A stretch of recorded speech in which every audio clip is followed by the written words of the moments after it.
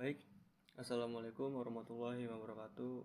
Perkenalkan, nama saya Muhammad Rifaliansyah, Prodi dari Ilmu Komputer, nomor NIM 230506883. Nama dosen Ihsan Maulana S.Com M.Com.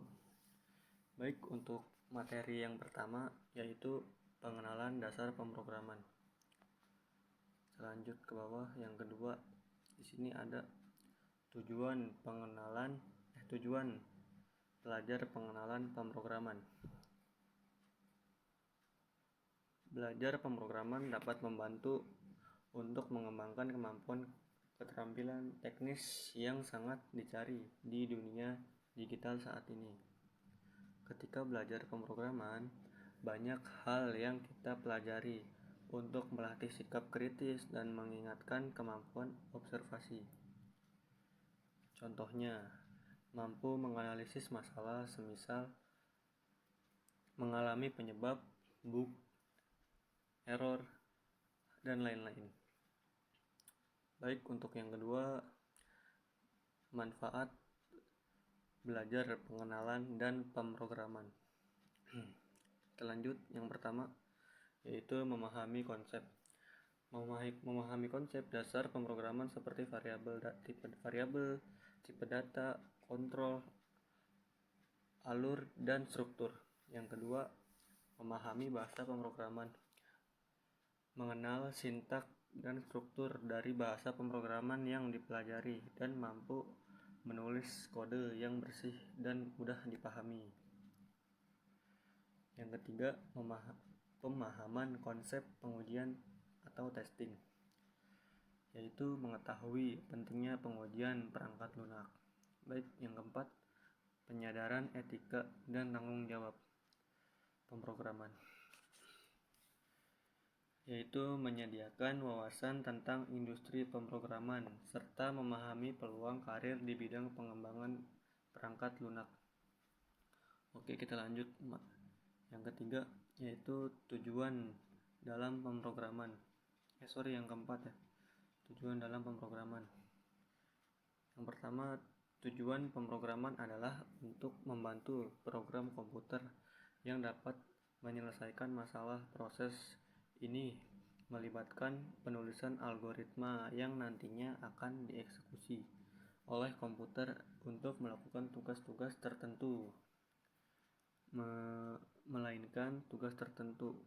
Pemrograman ini memerlukan keterampilan dalam algoritma, logika, bahasa pemrograman, dan pengetahuan lain seperti matematika atau pemrograman yang dapat digunakan untuk membuat berbagai macam perangkat lunak termasuk aplikasi, situs web, dan sistem operasi.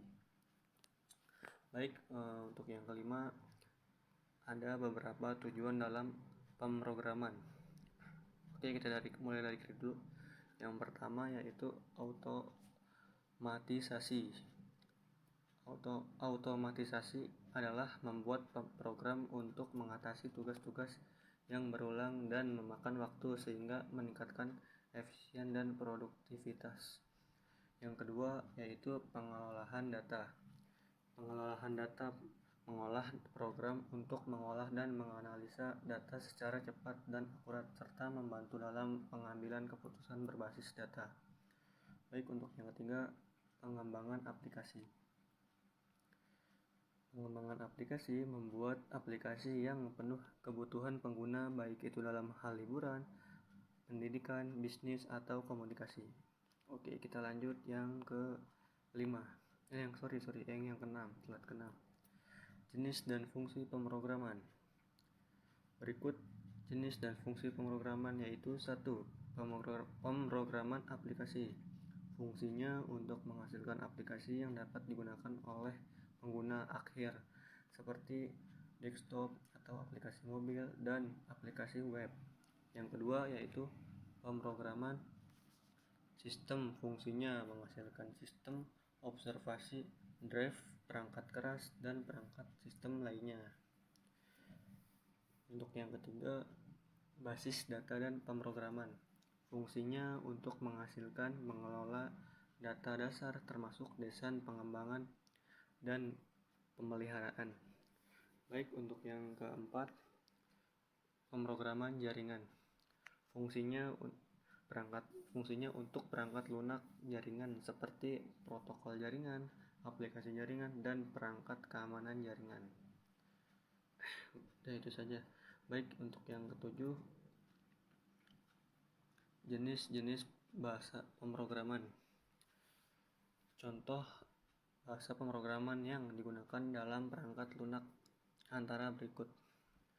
Untuk yang pertama ada pemrograman sistem operasi. Untuk yang kedua pemrograman website. Dan yang ketiga pemrograman aplikasi. Dan yang keempat pemrograman game. Oke, untuk lanjut slide yang ke-8. Macam-macam algoritma pemrograman. Kita lanjut dari kiri, yaitu yang pertama algoritma sekuensial. Algoritma dengan prosedur yang berjalan dari satu proses ke proses berikutnya untuk mencapai hasil akhir. Contohnya merebus air hingga matang. Dan yang kedua algoritma percabangan. Algoritma ini menjalankan keputusan berdasarkan kondisi tertentu dengan 2 atau lebih percabangan. Misalnya, jika nilai ujian kita lebih dari 80, maka hasilnya lulus. Dan algoritma yang ketiga, algoritma pengeluaran.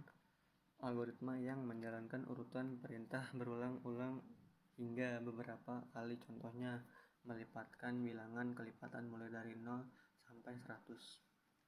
Kita lanjut slide yang ke-9. Pengertian algoritma. Apa itu pengertian algoritma? Algoritma dapat digunakan untuk menyelesaikan masalah matematika, logika, dan masalah sehari-hari yang memerlukan serangkaian proses atau langkah-langkah prosedural. Algoritma juga dapat digunakan untuk dalam pemrograman komputer untuk menghasilkan pemrograman yang dapat menyediakan masalah atau melakukan tugas-tugas tertentu. Algoritma juga harus memiliki 5 karakteristik penting yang berhubungan, yaitu batasan, kepastian, input, output, dan efektivitas. Algoritma juga memiliki beberapa jenis proses seperti proses sequence, proses seleksi, proses iterasi, dan proses persamaan.